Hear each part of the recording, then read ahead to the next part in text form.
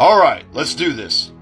With what recently happened in Baltimore with the power grid and subsequently in the past in North Carolina, I'd like to do something a little different this Black History Month. Rather than a historical highlight or fun fact, I offer a gesture to my friends and family in the BIPOC community.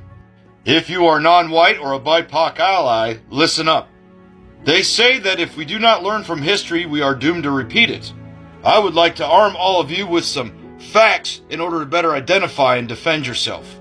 Statistically, white supremacy groups can hit and miss all day long, but the various agencies that counteract them can't miss once.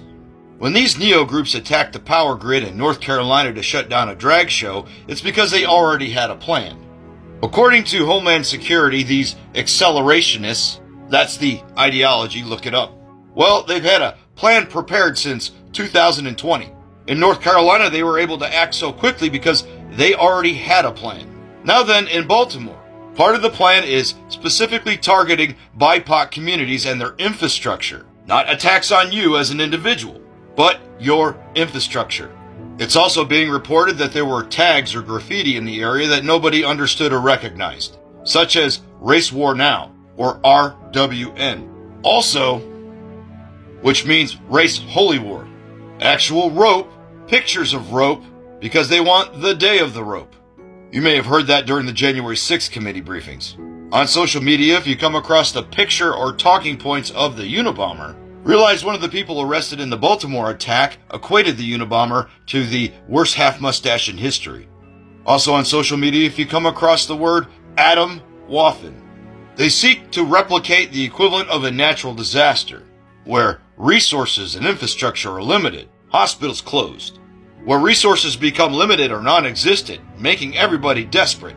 It is being estimated that if the Baltimore attackers were successful, power would have been out for at least 2 to 3 weeks. Might I suggest if you are in a BIPOC community, you come up with a plan. If you can gather resources and wait that amount of time out, that's fine. As far as my family and I go, we plan to go to Michigan or another family member's house out of state. In desperation, they want to force your hand. Conversely, they want to force the hand of fellow melaninly challenged people and turn them into fellow snowciopaths. I have a playlist with dozens of videos going over some of their dog whistles and many of their symbols. Feel free to look those over or message me on any video. I am concerned, but I am a resource at your disposal at any time.